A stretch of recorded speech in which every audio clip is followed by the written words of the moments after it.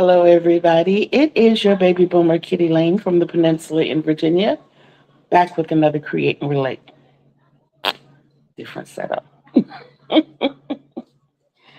How is everybody? How has your week been?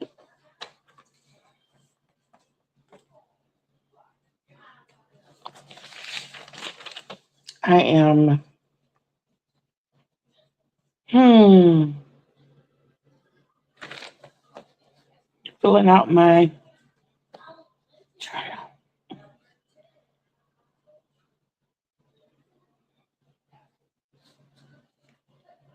Um, okay. Well, I can tell you that I have gotten some hello, sis. How are you? I don't have the aid of my TV, so I'm going to try hard not to touch the screen because I don't even have the backup of the TV to see what the comments are saying. So I'm going to try to be real careful not to not to touch that. Got a few things to talk about today. Got some ideas clicking around in this brain of mine. And I got a couple of things to show you guys.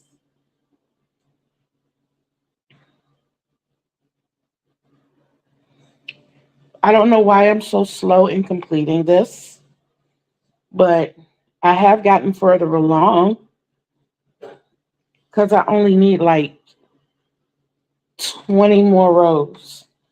And they're only,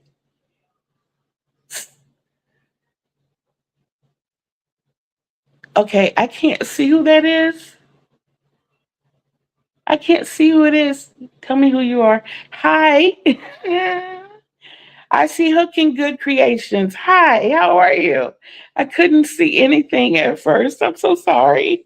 I just saw hello. I saw the bottom part of Hello Kitty. I was explaining I don't have my TV today. The kids are in my room. They've taken over my room. They pirated my room. And I'm not complaining. I'm not complaining. Hi, Tina. How are you? So nice to meet you. So I was saying, I don't know why I'm taking so long to finish this. I've got like 20 rows to go, and the row is only 8 stitches long. So I'm saying, that's just pure procrastination. I appreciate you being quiet. That's just pure procrastination on my part, but it'll get done. I'm not gonna say when. I'm gonna stop tying myself into that. Okay, let's go back to form. Hello, everybody. It is your baby boomer, Kitty Lane, from the Peninsula in Virginia, back with another Create and Relate. Come on in the den. How are you today, my kittens? I am Mama Cougar, Kitty, and I'm so happy that you've elected to spend this time with me. What I can tell you is that Saturday is called Setup Saturday. What I do is tell you my plans for the week.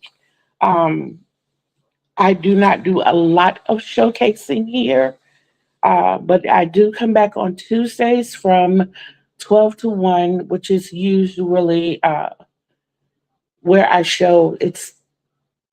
I don't have a name for the Tuesday yet. So the name of it, I still need to work on it. But what we do on Tuesdays is show the whips and the FOs. And we just kind of pull everything in. That's like the end of the week to us. And I do that largely because of Taco Tuesday, which I'm a really big fan of. I think it's really good to break the monotony of a big project that you're working on, or the way it's set up now, it allows you to do bigger projects. You don't have to do big projects. You can do smaller projects, but it gives you the option. So I really, really do like it. We're still on week 1 of season 5, but I'm going to come back to that. Um, and then on Thursdays, I'm back with the curiosities, which is when we sit back and crochet and ask a lot of questions and take a trip down memory lane and just share in that moment. And of course, Saturday, like I said, is set up Saturday. So we can talk about what we have that week and what you can look forward to from me. So with that being said, I woke up Tuesday talents. Sounds perfect. Let me write that down.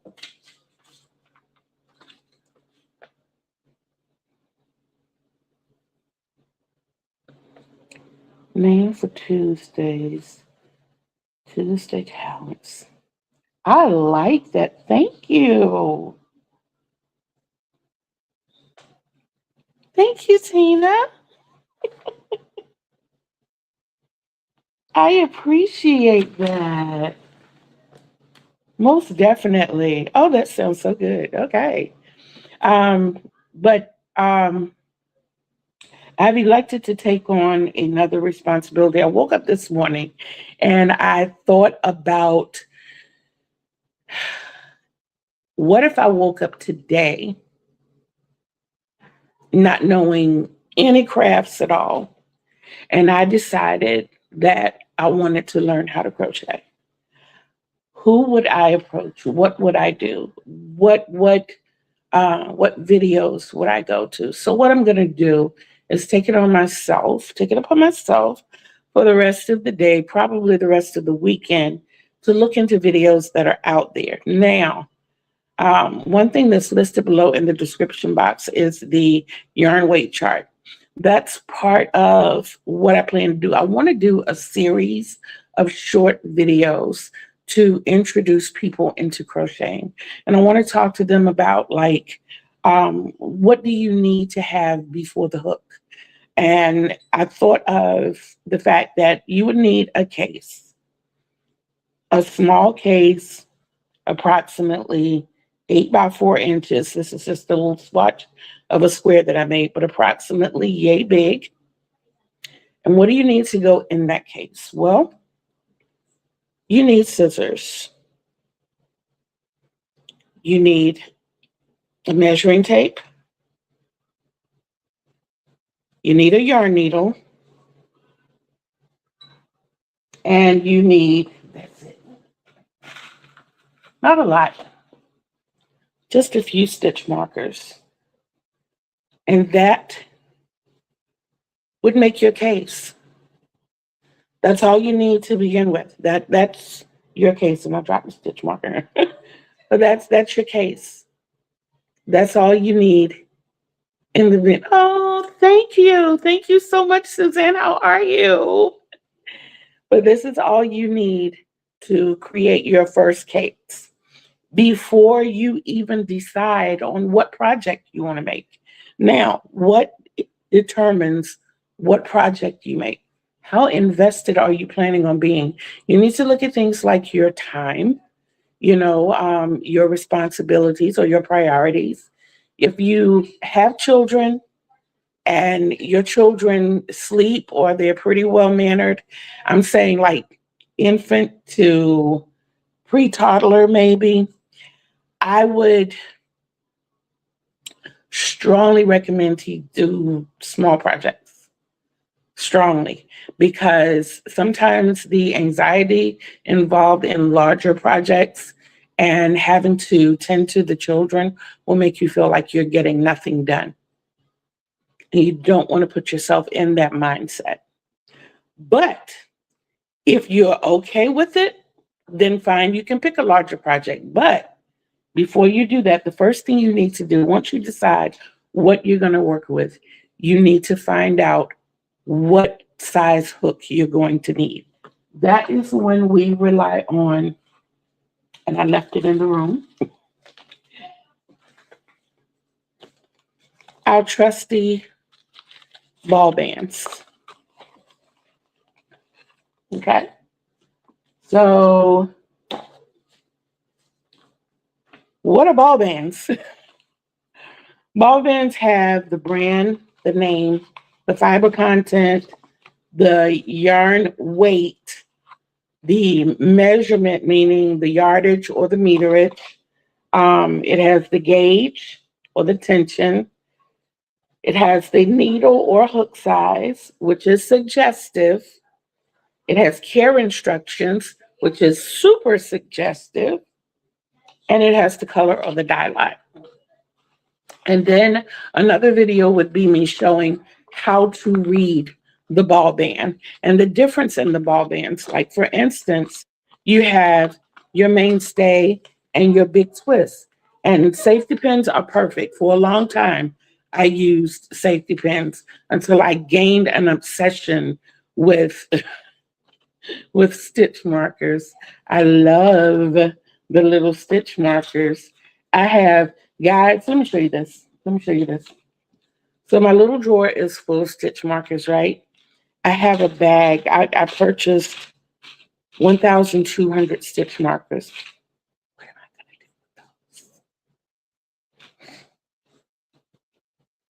What am I going to do with those? But I got them for like $5. So, you know, when we love the deals and steals, we do. Yes, we do. So the difference per se, and I am all over the place, guys. Please forgive me. But like the mainstay and the big twist, aside from the fact that they're different companies and it's different type yarn, the information that they give is different. Like, for instance, when you look at the big twist, you can tell all in the name area what kind of yarn it is, the name of the yarn, and the brand of the yarn and the name. We know that this is big twist value. Okay. And then just below that, you see our yardage or meterage. And then you got all the good stuff down here. A lot of ball bands you run into.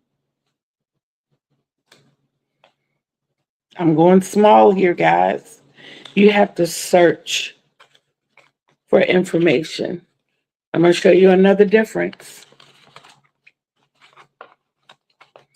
with the big twist and a couple of others that I've seen here lately. I think Premier is starting to do it. It's just not here on the Just Yarn. But these numbers, and I dropped it. These numbers across here are telling you how many skeins of yarn you'll need to make those projects. So to make a 50 by 50 blanket, you're going to need 4 balls of this. To make an adult sweater, you're going to need 3, and so forth and so on. The other ball bands generally don't give you that information. Yeah, they generally don't give you that much information. I did see it on another ball band. I don't remember which one I saw it on. I'll have to look it up and see if I can find it, or run over to Walmart and see where I found it. But that's the type of information that you get from ball bands. And that's another whole video that I wanted to go into. I want it to be a series of really short videos, because sometimes, like, another thing that I would point out is bad habits. Yeah, we all have them. One of my worst habits is with this baby right here. This baby will go here, and I'll forget it's there. And I'll even take it a step further and stick it all the way through to the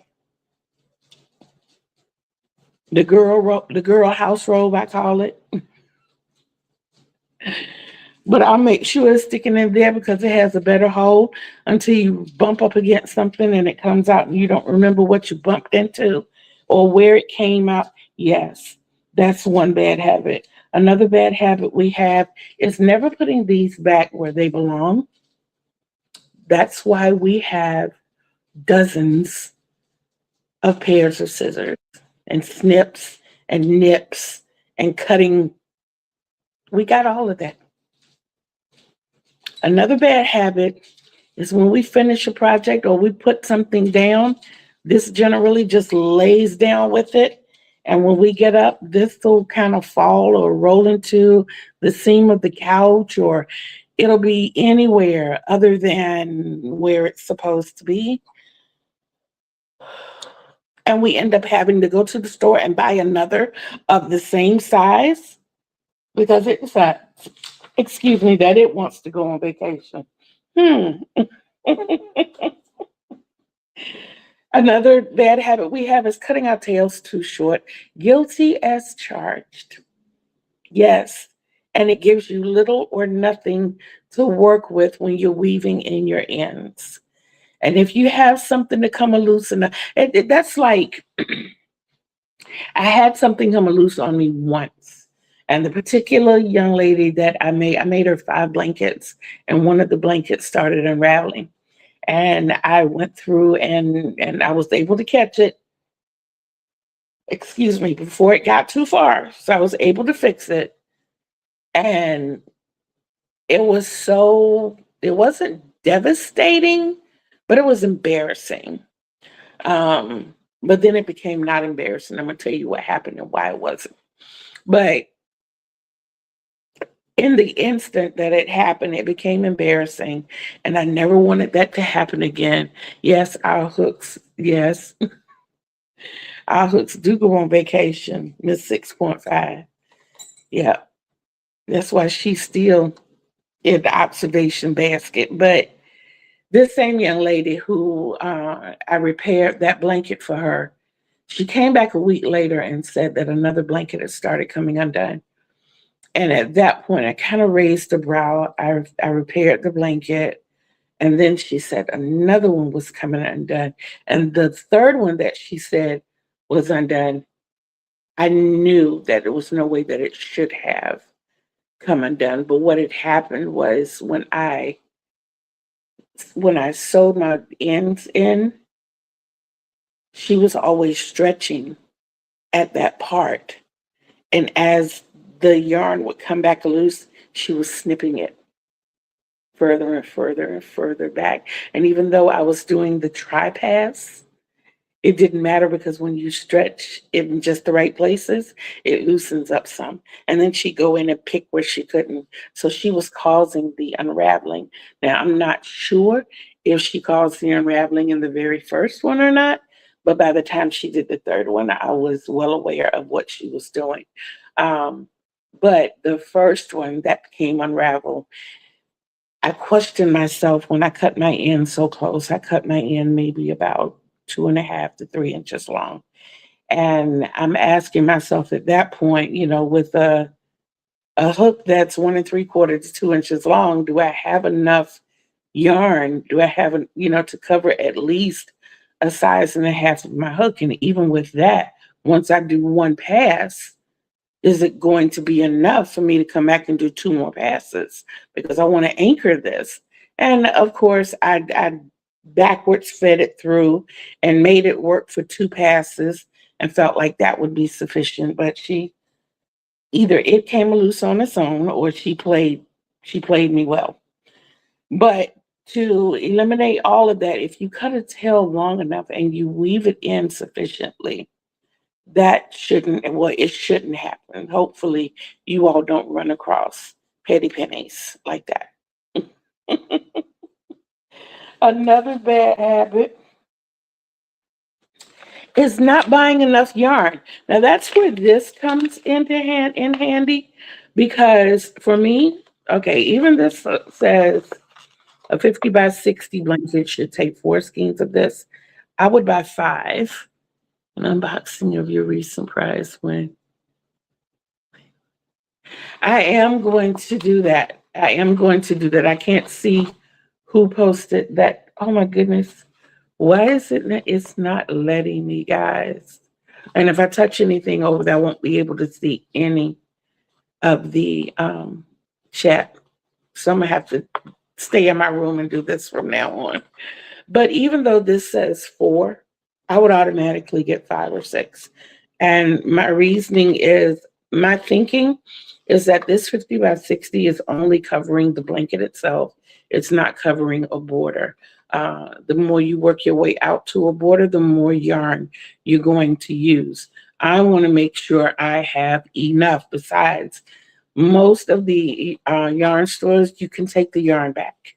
If you don't use it, please don't do like some people do and use a little bit out of it and take it back. To me, that's a form of stealing because you are using it. Now you can, there was one place, it was a local yarn shop back at home in North Carolina that you could take, like if you only use, say, 6 inches of foot, maybe a yard of the yarn, you could take it in and let them know that you only use that amount, and they would let you switch it out. As long as it was less than a quarter of a skein, they would let you switch it out for another skein.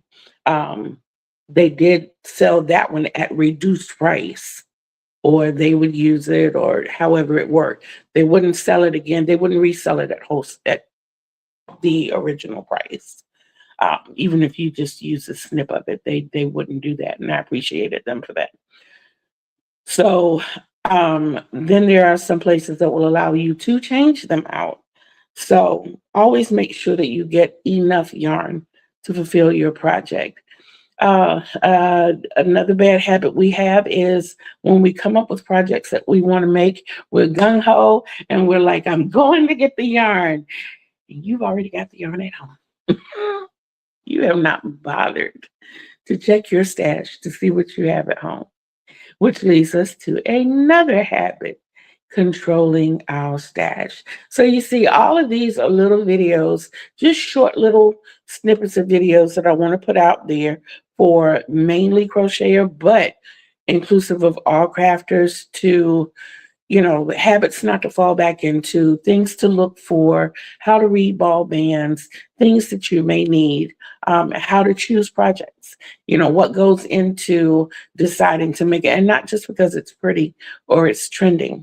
You have to look at, like I said, if you have the time, if you can put this into your daily routine of things, how much are you going to be sacrificing to make this? So, and another thing, this is where I'm guilty.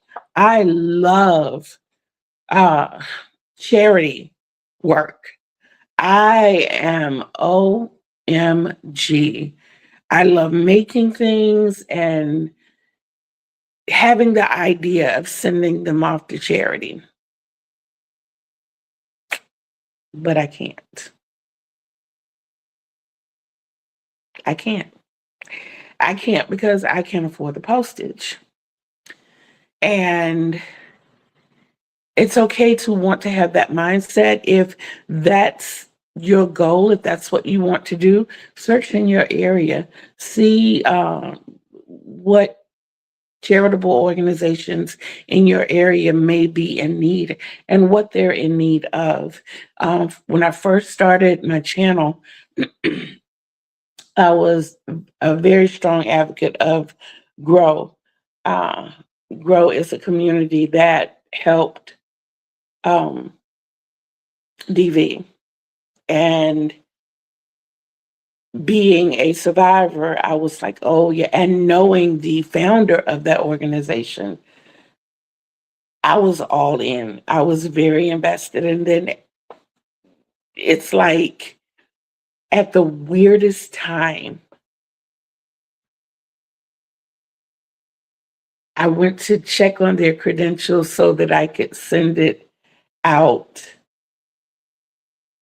send my projects out to her, and it says we're not accepting donations at this time.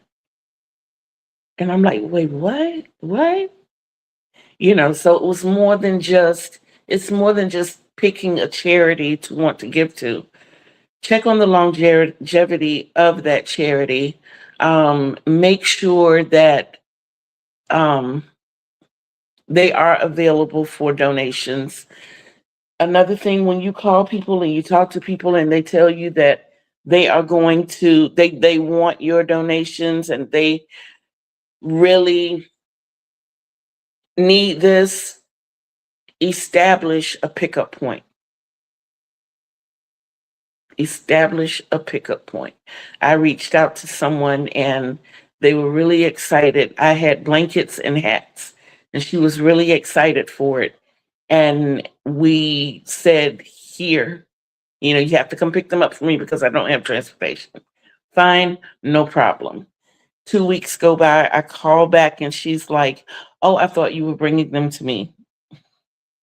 So if you have to send an email or a text to back up what your plans, what you two have planned together, do that. Just make sure that you have all of these things in place. And it is perfectly fine to keep all the things that you make. I personally don't have the room. I do not have the room. Guys, my daughter came to me and said she wanted this for a friend. So I made this. She tried it on. She said, it's too big, Mom. So I made a smaller one just to show you the comparison and that there are two. So I made a smaller one. Okay, fine. It takes nothing to make that. I also made 10 scrunchies. This is in a day. Okay. I don't use scrunchies. My granddaughter doesn't use scrunchies. My daughter doesn't use scrunchies. And I told myself I would never be a trendy person. But I jumped on this trend, guys.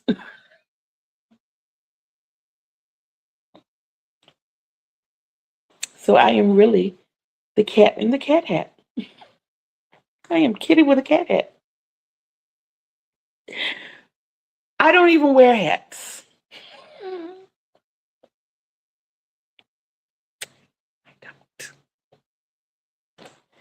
I don't even wear hats. But fortunately, my daughter does.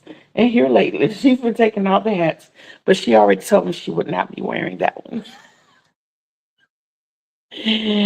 Yes, I do have ears now. I think it's cute and I absolutely adore it. But I looked at these two yarns together, and it's another bad habit that we have. We can have a whole list of things to do, but yo, I looked at this sparkly yarn against that black yarn, and I was like, oh, this would be so pretty. My daughter works at a convenience store slash gas station. Um, she already gets inappropriate comments from the male guests, and she doesn't like giving them anything else to talk about. And this would definitely be a conversation piece. And she doesn't like inviting any conversation from them. It's sad that you can't be comfortable on your job, and she dare not say anything to anyone because the last job that she had, and she reported misconduct, um, she lost her job. So, it's kind of like, it's not kind of like, it is, too often victims are victimized. And they're put in a position where they have to put their comfort, their rights even aside, and it's not fair. It's not fair, but that is the society in which we live. But yes, so what we're going to be looking for this week, like I said, are those videos. Um, I am definitely going to make a series of those. I have to map everything out. I got my little paper started. Y'all know your girl has notes. Yes, your girl has notes. So, like I said, I'm going to be mapping that out and getting those videos out. I'm going to get you two more squares out here. It wasn't technical difficulties this time. It was dealing with life. Some of you know it's been a challenge, but those videos are coming. I'm set up now. That's why I'm out here, so I can record those videos and get them out. Two of them had been recorded, but with some things going on, we kind of lost those videos. But I'm going to record today and put them out as soon as I record them. Your video start of the week, you can look forward to that. Already have the person in mind. You're going to get 3 squares. You're going to get your 7-inch squares, and you're going to get a larger square. This, as a matter of fact, is the larger square. So that's going to be a tutorial that goes out. And I think that's what we have. Lainey, how are you, love?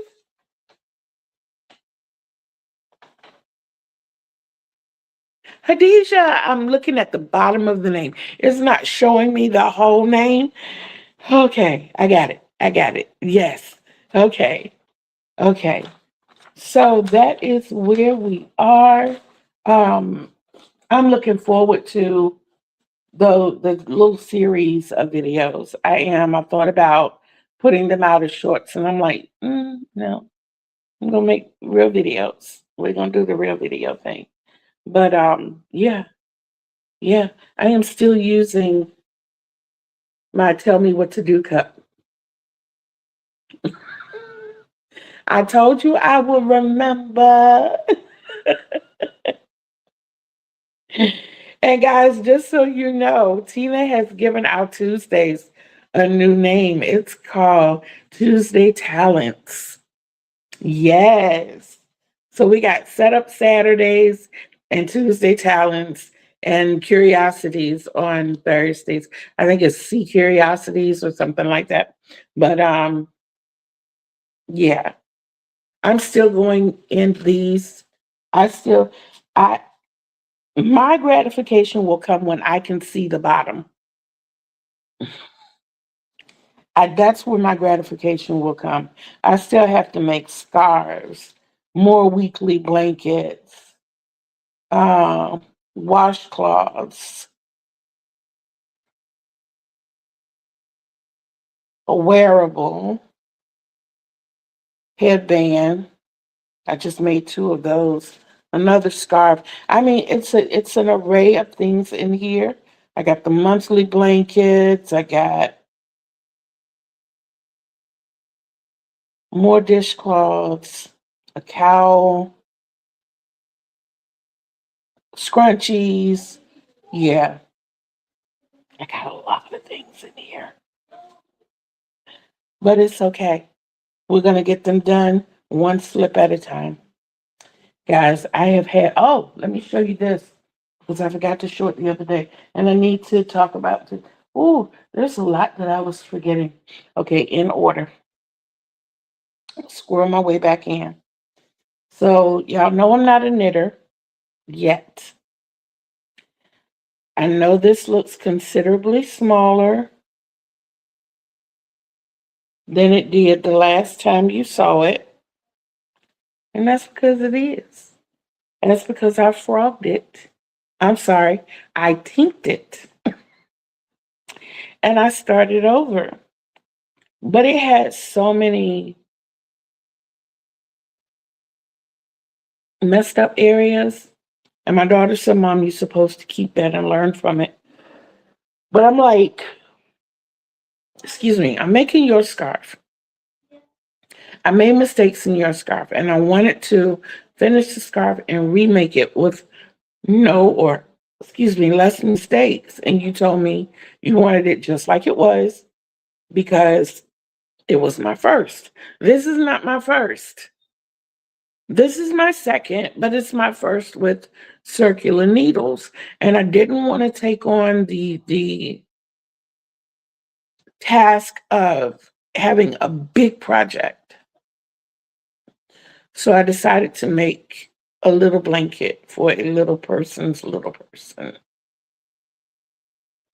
So yeah, I'm talking about the 9.5-inch plastic little person. I can't say because I have ears and they don't know this yet. So I have joined the Carpenter's Wheel Blanket Challenge. And I was so excited because the first day I joined was Wednesday.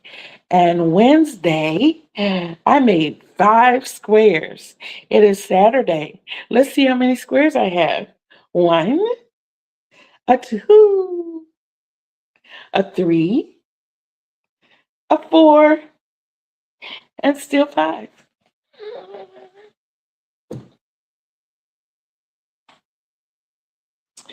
The beauty of it is The challenge is 12 weeks long. In 12 weeks, you have 84 days. 64 squares need to be made. So with the 64 squares, you are allowed 20 days to put these squares together. So I don't feel like I'm behind. I just feel like I got super ahead in the excitement of the moment when I got this. My focus yesterday was on this beauty. I happened to look over. One of the things that I drew out of my bucket was a weekly blanket. And when I looked over, I saw granny squares. You all know, who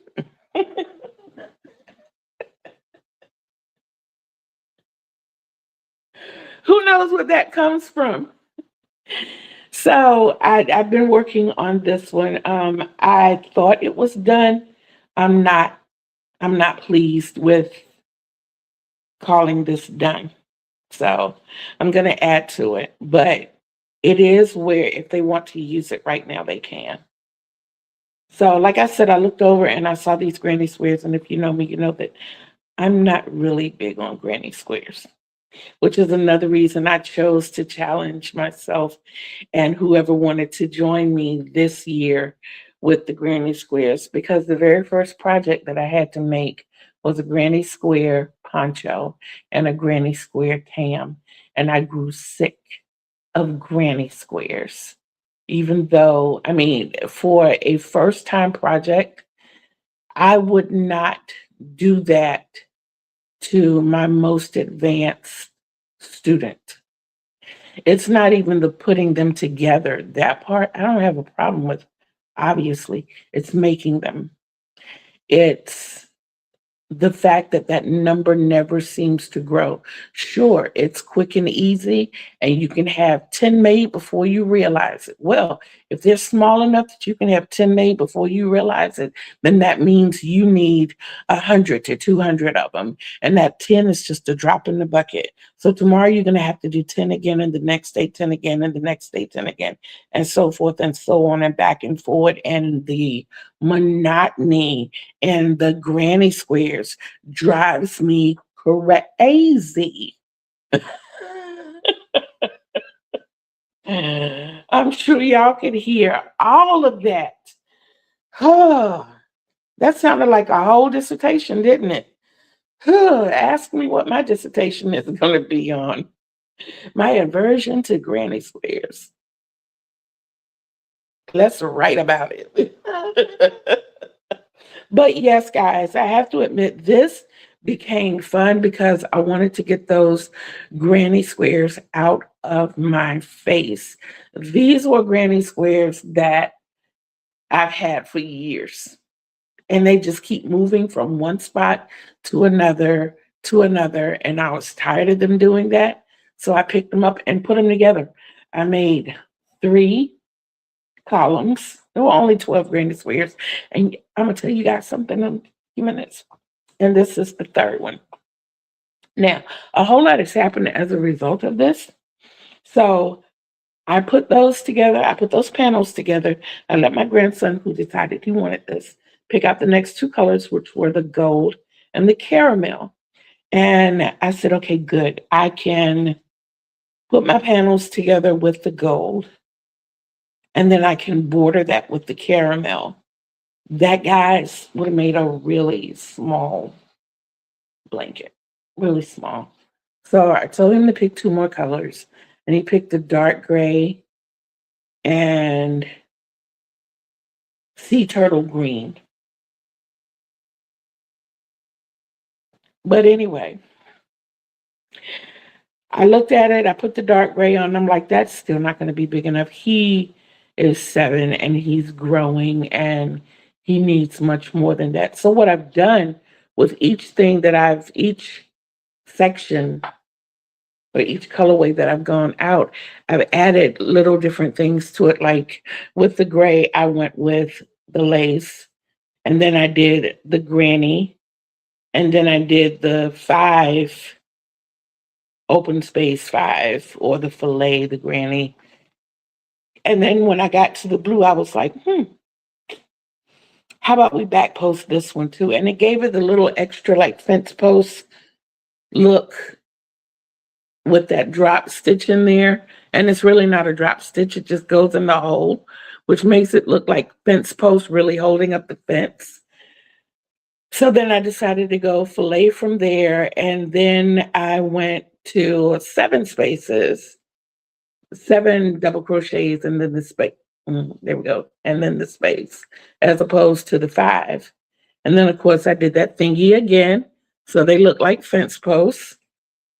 And then here is where I just went crazy.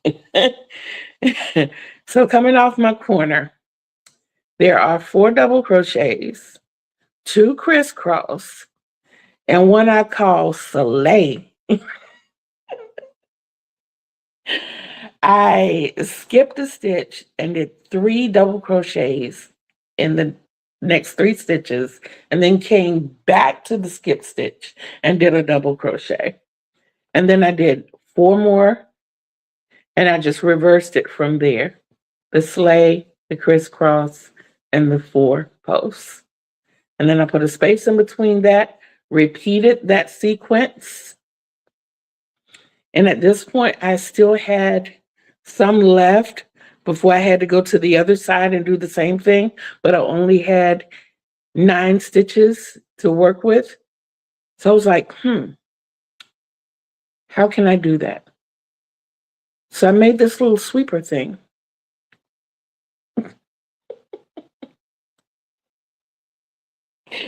I did. Guys, I have so much, I call it a Little Mermaid's Tale. I have so much fun doing those. So I did all of that in that row. And then I decided to do the top row as fillet. I'm going to add more to it. But like I said, if he wants to use it now, it's just enough for him, because I just got off the phone earlier today with someone from Texas. I declare, my grandson and I, our body is designed. You're right, the sweeper thing. But our bodies are designed for Texas weather, so he and I will probably move to Texas. No, we won't. But it's a thought. It's a thought. Do I have people in Texas? Yes, I do. Could I move to Texas? Yes, I could. But I have people here that need me more. But as you can see, guys, I am staying very, very, very, very busy. I am. That is one thing that I encourage people to do. There were a few things that I said I was going to come back to, and I'm so glad I wrote down Tuesday Talents, because my mind goes there. Minnesota is cold, and as much as I like cooler weather,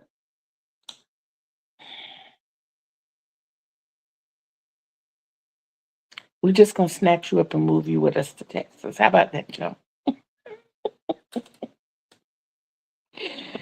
Oh my goodness. But I wrote the things down because my short-term memory is doing some really weird things right now. Ooh. Okay, so there is one thing I remember when I was asked to repeat the 2. Ooh. So how many remember where that came from? Who knows what that came from?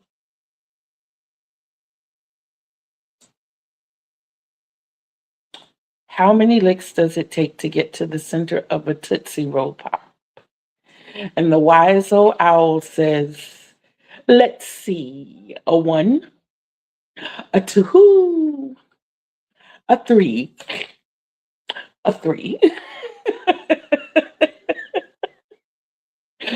Okay, I get it. No, it's not the Ghost Brothers. It was the Tootsie Roll commercial back in the late 60s, early 70s. Yes, we had some commercials. We had some commercials. They were very active. I used to there was a Dr. Pepper commercial that my mother used to showcase me for. It was like, drink Dr. Pepper, don't you know? It was a real snazzy tune. And I used to run around the house singing that all the time, and I'm dancing. I'm a pepper, you're a pepper, he's a pepper, she's a pepper. Wouldn't you like to be a pepper too? Hey, and I'm running around the house and I'm just singing and dancing and whatnot. And my mom would just say, hey, come on out here and do the Dr. Pepper dance.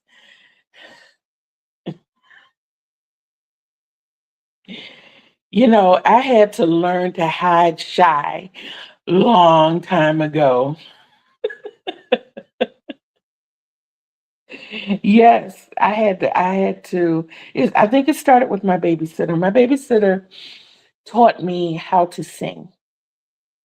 And the very first song I had to sing was How Great Thou Art. And every time she had an event, and she belonged to every club there was for a housewife to belong to. And she would always have me sing that song.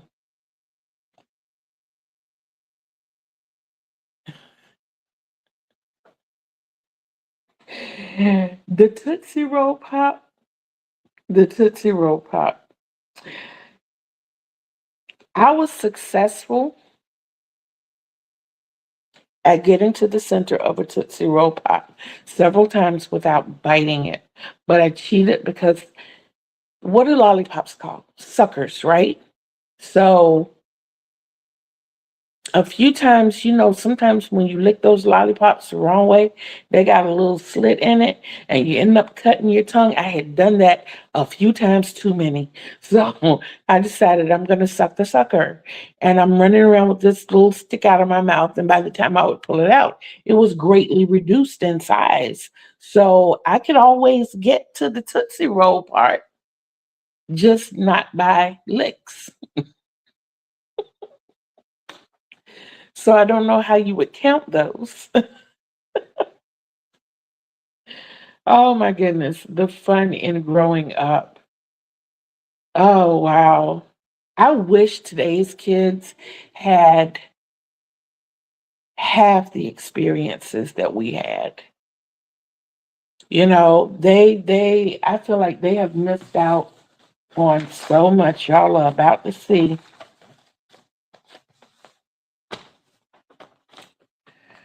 Ooh, me and temperatures, y'all. I'm trying to tell you.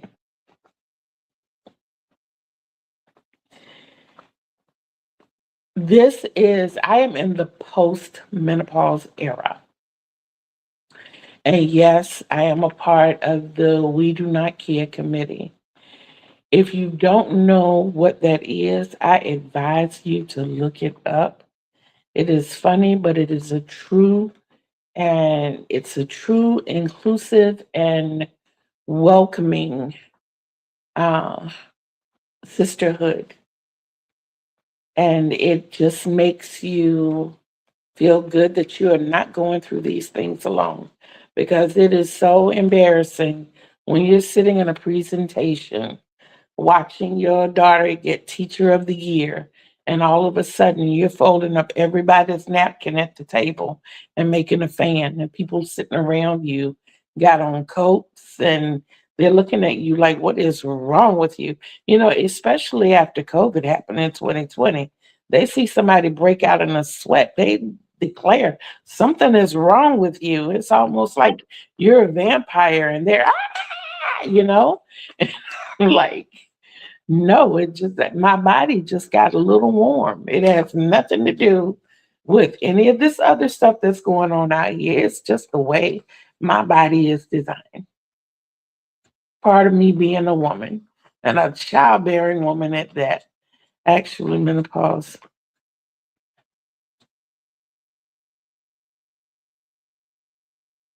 Well,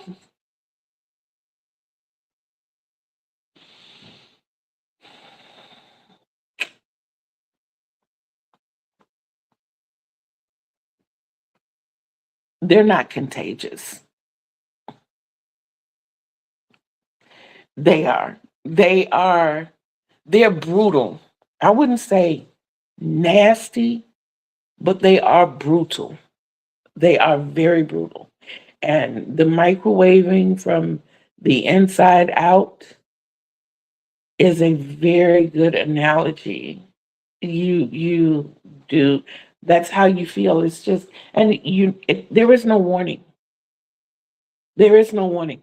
The one thing I can say, I never had the experience of perimenopause. I never had that because I had to have emergency surgery, which threw me into menopause.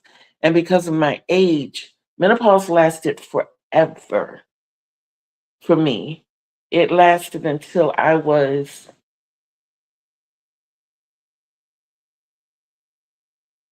probably 57, 58, and I'm 62 now. So, yes, exactly. Exactly. So, what I'm experiencing now is the hot flashes, but not the mood changes. I'm not lashing out at anybody, you know. 43. I remember 43. I do. Oh my goodness. Wow. Wow.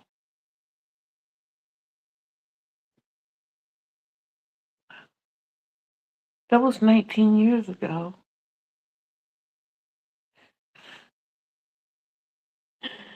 Lena, and I'm looking forward to it. Guys, let me tell you this right quick. So, I think I told y'all about my mother's 65th birthday when all the family and everything surprised her.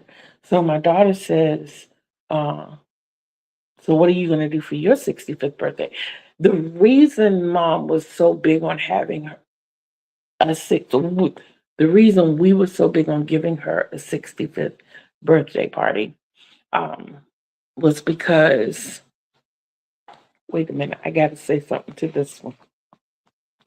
Khadijah, you are so close to right. I think hot flashes were created by Eve. Maybe she was influenced by the serpent, but she had to be punished for what she did. She was hard headed. So now we got to suffer for her being hard headed. But my mom was so sure that she was not going to be around to see her 65th birthday because both of her parents transitioned at the age of 64. And she was just so sure it was an omen. That's just the way it was supposed to be. Now, mind you, my mom has a sister who is 1 year, 11 months younger than she is. And her sisters run around like, Jean, whether you leave here at 65, just hot. Jean, whether you leave here at 60, 65, 70, whatever, you might as well just enjoy life. There's no need for you to be sitting around here worried about when you're leaving here. That's not what we're supposed to do. So my mom kept pretending she wasn't worried, but being her only child, I was around her most, and I would always hear the worry, the concern, the fear, you know.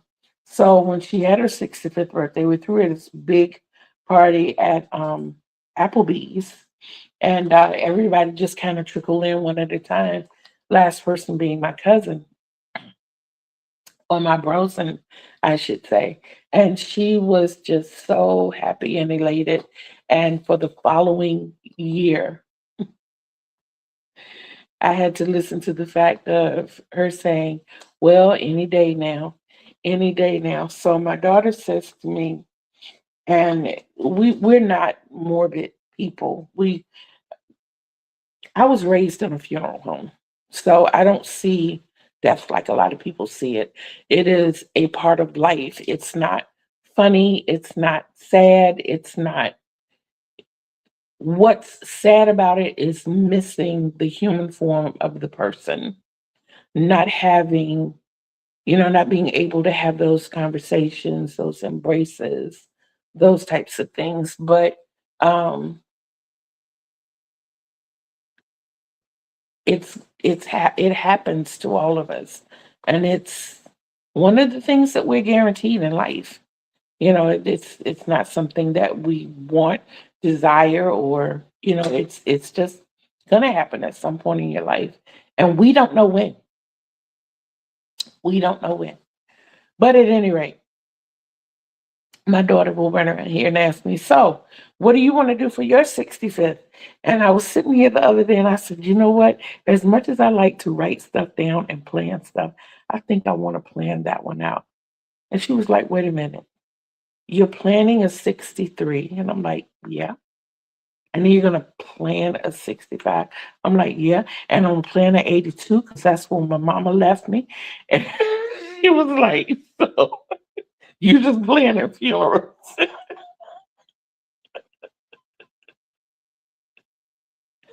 Oh my goodness. Like I said, we weird sense of humor. 63. Why am I doing so much for 63? Because I will be 63 this year. And I was born December 2nd, 1963. So to be 63, be born in 63 and be 63 is kind of big for me. It's kind of big for me. It's really big for me because of the number of times doctors have told my families that I was not going to make it. I know you heard me say families, but as a child, my mom was told several times that I was not going to make it through certain things. And then as an adult, there have been a couple of times that medical professionals have told my children, she's not going home after this. So come say your goodbyes. And the Almighty he had a different plan. He had a different plan. That's why I live with the smiles. I try to spread love, peace, light, and happiness to everybody. I want everybody to always remember and focus on loving yourself. Love yourself because you cannot effectively love other people if you don't love yourself. The kind of love you're giving them and not loving yourself is not real. It's what you think it should be. You don't know how to give proper love if you can't give proper love to yourself. You can't give what you don't know. So at some point you have to experience it. And I get asked all the time, how can you go through, or how could you have gone through everything that you went through and still smile and be happy? Because I went what? Through. I went through.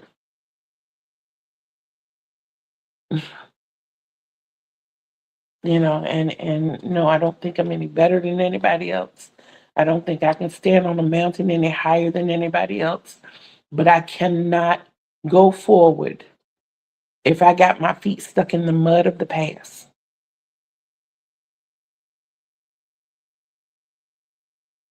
Now take that one to the bank. I'm trying to tell you. Y'all, this has been fun once again. It really, really, really has. And I want to thank each and every one of you for being here. Once again, you have made my day, you've made my hour, you made my time, you made this amazing for me. And I hope that I've given you at least half of that back because I'm overjoyed. I am overjoyed. And just like I told you, I always want you to remember to love yourself. You cannot love other people properly if you don't love you properly. Stop, take a look in that mirror, and realize just how beautiful and how lovely you are. And then spread that. I love you. That's from the heart. until we see each other again on these YouTube streets. One thing before we go, I knew it was something else.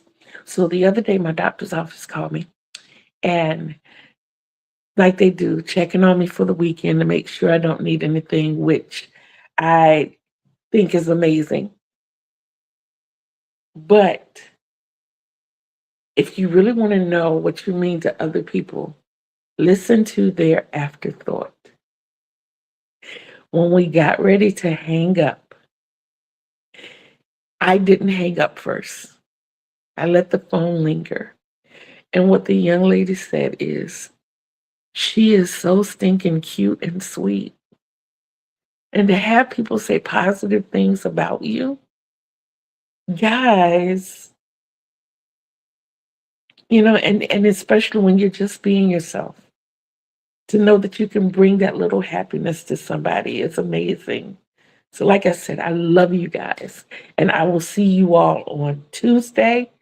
What is it? Tuesday is talents. We will talk then, guys. I love you.